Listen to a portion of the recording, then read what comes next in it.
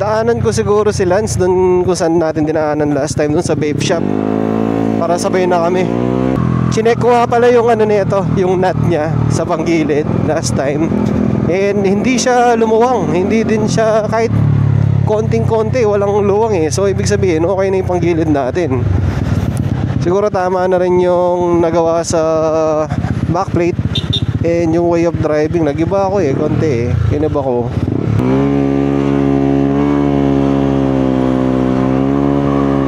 May pulis, nanguhuli yata sila.